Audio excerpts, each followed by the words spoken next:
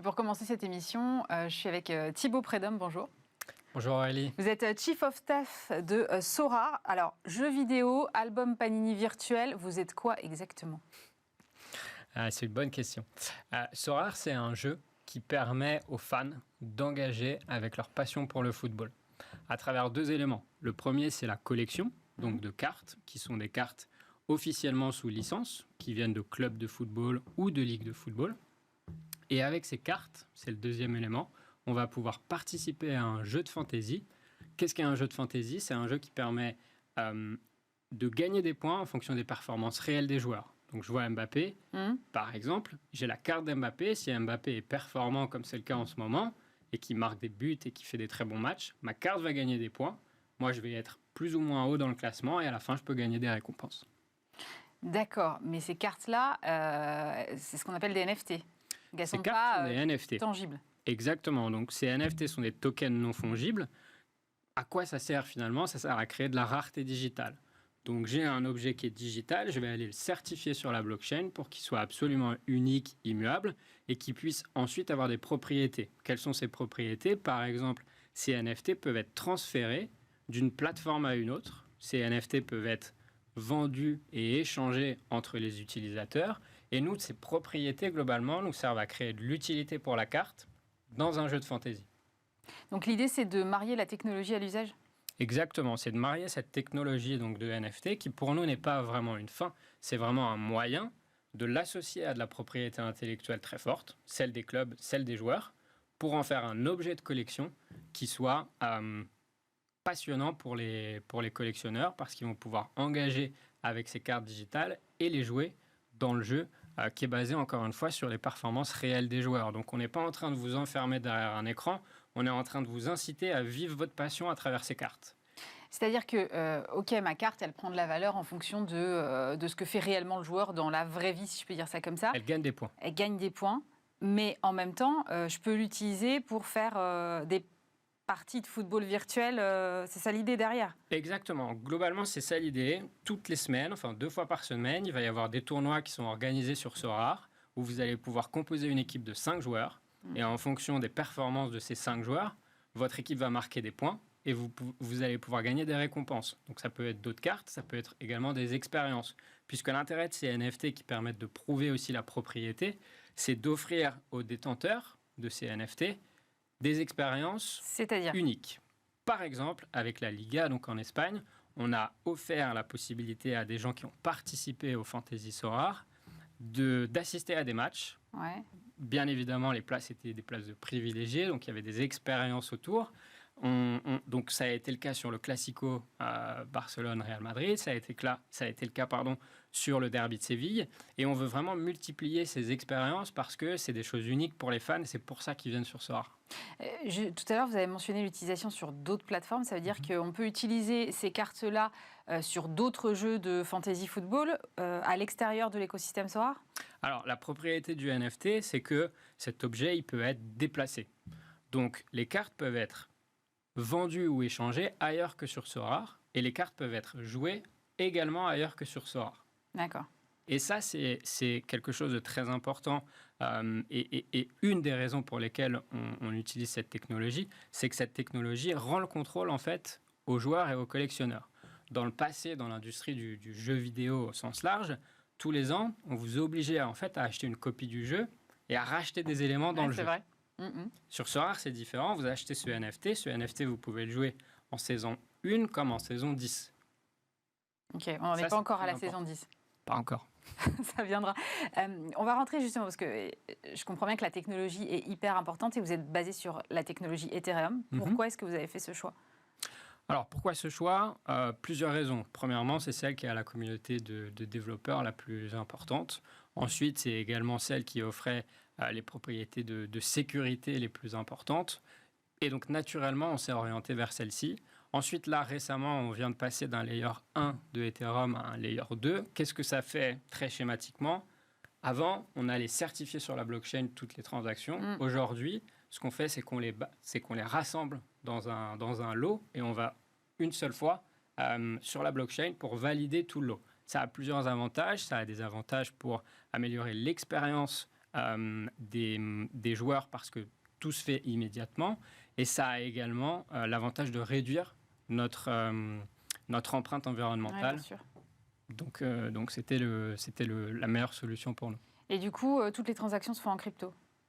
Non, sur Sorare, on peut acheter un NFT avec sa carte bleue Ah, et n'avoir jamais touché d'une manière ou d'une autre à la crypto. Et on n'a pas besoin de comprendre ce qui se passe dans Dans l'industrie la- crypto d'accord. et blockchain. Ok. Aujourd'hui, vous regroupez combien de joueurs et avec quel profil? Alors aujourd'hui, on a un peu plus d'1,5 million de joueurs sur la plateforme. 1,5 million? Oui. Ah oui. 1,5 million. Les profils, c'est des fans de foot, globalement, plutôt masculins. Mais c'est des fans de foot, c'est des gens qui viennent engager avec leur passion. Donc, qu'est-ce qu'ils viennent faire chez nous? Ils viennent collectionner ou ils viennent collectionner et jouer. D'accord. Et qu'est-ce qui les attire chez vous? C'est d'abord le jeu en lui-même, ce qu'on appelle le fantasy football, ou alors c'est au contraire la possibilité de voir potentiellement la valeur de leur carte augmenter. Je crois qu'il y a une carte de Cristiano Ronaldo qui a dû se vendre 350 000, si ma mémoire est bonne. Donc est-ce que c'est cet objectif-là qui les attire, ou c'est vraiment la passion du jeu tout simplement? La passion du jeu. C'est d'abord la passion pour la collection qui existe depuis très longtemps dans le monde et très longtemps dans le football. Ouais. Parce que vous avez mentionné certaines sociétés. Effectivement, on a tous eu l'habitude de coller ses stickers dans des albums ou de collectionner ses cartes dans des boîtes. Donc, d'abord, les gens viennent pour collectionner, ensuite, ils viennent pour jouer. Et certains deviennent vraiment très intéressés par le jeu parce que, encore une fois, ce fantasy qui est basé sur la vie réelle sert à vous connecter avec votre passion et donc fait appel à vos capacités d'analyse, à du scouting et à plein de choses. C'est quoi du scouting? Le scouting, c'est je vais aller regarder les joueurs et essayer de trouver les pépites avant les autres ou alors les joueurs qui vont passer d'un club à un autre. Donc c'est vraiment analyser le football pour essayer de comprendre qui va performer et quand. Ouais, c'est en fait dupliquer et anticiper ce que va faire le terrain de jeu réel en fait. Exactement. Mais vous parliez des collections, c'est vrai qu'on a l'habitude effectivement d'avoir des tas de collectionneurs, et y compris notamment dans le monde de l'art, ou des montres ou des voitures de collection par exemple, mais ça reste quelque chose de tangible qu'on peut ranger chez soi ou qu'on peut porter à l'extérieur. Là, tout est enfermé dans un monde virtuel, ça garde le même intérêt? Ça garde le même intérêt parce qu'en fait, on peut interagir encore plus avec l'objet. La voiture de collection, c'est une bonne comparaison. La voiture de collection, en général, elle est dans un garage. Plutôt sécurisée, plus elle a de valeur. Et on la sort une fois par semaine, une fois par mois. Là, c'est un objet de collection qui a beaucoup de valeur, puisque, encore une fois, la technologie permet de le rendre unique. On sait par qui il a transité potentiellement, et on est capable de s'assurer de qui est le propriétaire et de le protéger. Et dans le même temps, on offre la possibilité, parce qu'il est digital, au propriétaire de l'objet d'interagir vraiment très régulièrement avec et de le connecter à la passion sous-jacente qui est le football. Et c'est assez marrant parce que, en fait, votre boîte, je crois qu'elle s'est lancée en 2018, quelque chose comme ça. C'est ça. Et personne parlait des NFT en 2018. Personne parlait des NFT. Les deux fondateurs, donc Nicolas Julia et Adrien Montfort, qui étaient déjà dans la blockchain, voient cette technologie arriver et se disent c'est incroyable. Nous, humains, on collectionne depuis toujours. Et cette techno permet de recréer en fait cette expérience de collection en ligne. Donc ils se disent il y a quelque chose à faire. Ensuite, en tant que fan de foot, ils se disent en l'associant à de la propriété intellectuelle forte autour des joueurs de foot, autour des clubs de foot, on va pouvoir créer un produit qui va vraiment intéresser les fans pour de la collection. Mais ils font aussi le constat dans le même temps que dans la vie physique, on avait une expérience avec ces stickers, avec ces cartes, qui était peut-être pas terminée. Parce que on faisait l'album, et à la fin, l'album, il finissait dans un tiroir ou dans le grenier, mais on n'interagissait plus avec les cartes ou avec les stickers qu'on a collectionnés. Et c'est là que vient l'idée du fantasy, c'est si on arrive en ligne à créer un truc qui est tout le temps accessible et qui permet vraiment de vivre sa passion, alors c'est un produit qui a énormément de potentiel. À partir de combien est-ce qu'on peut commencer à jouer? Parce que j'imagine que pour que ce soit intéressant, il faut qu'on ait des cartes de joueurs un peu forts. J'imagine que tout le monde ne peut pas acheter la carte de Mbappé, par exemple. Donc à partir de combien le jeu devient vraiment intéressant? Alors, Ce qu'il faut savoir sur Sorare, c'est que déjà, il y a une partie gratuite. Donc, tout le monde peut jouer, tout le monde peut découvrir ce qu'est le fantasy sans avoir à dépenser de l'argent. La majorité des joueurs aujourd'hui dépensent de l'argent dans des cartes qui font moins de 50 euros. Donc, on n'a pas besoin d'investir des sommes importantes pour pouvoir jouer et s'amuser dans Sorare. Après, c'est vrai qu'il y a des joueurs, comme Mbappé par exemple, qui vont attirer beaucoup de collectionneurs et que dans ces cas-là, les prix peuvent être plus importants. Mais le but final de Sorare, c'est pas d'avoir la meilleure carte ou d'avoir la carte de Mbappé, c'est d'avoir la carte qui va, si vous voulez jouer au fantasy, pouvoir vous rapporter des points. Et ça, un joueur comme Mbappé peut vous le permettre, mais également un joueur du championnat belge, par exemple, ou d'un championnat peut-être un peu moins important que la Ligue 1, peut vous le permettre. Et c'est là où ça va justement faire appel à vos compétences pour aller chercher les cartes des uns ou des autres, globalement autour de tous les clubs qu'on peut avoir. Il faut savoir que nous, aujourd'hui, on a plus de 230 clubs sous licence.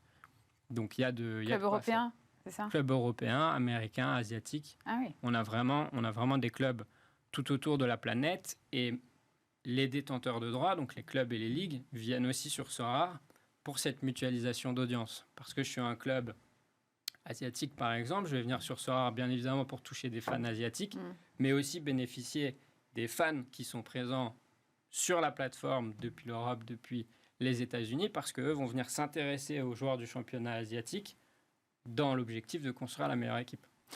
Pour revenir à la création de valeur et au fait que ces cartes prennent de la valeur, est-ce qu'à un moment, ça risque pas de vous faire tomber quand même sous la législation des jeux d'argent? Je crois qu'il y a le régulateur britannique qui se posait un peu des questions à l'automne dernier. Je ne sais pas où vous en êtes de ce dossier-là, mais est-ce qu'à un moment, le risque n'est pas de basculer de l'autre côté avec une réglementation qui, pour le coup, serait complètement différente?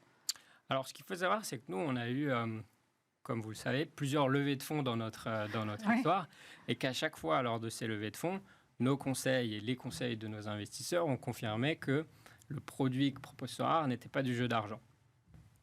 Après, quand on dit ça, bien évidemment que nous, on a une responsabilité parce que c'est un nouveau produit et un nouveau marché, c'est d'éduquer les régulateurs et d'être transparent avec eux et ouvert au dialogue autour de ce nouveau produit sur ce nouveau marché.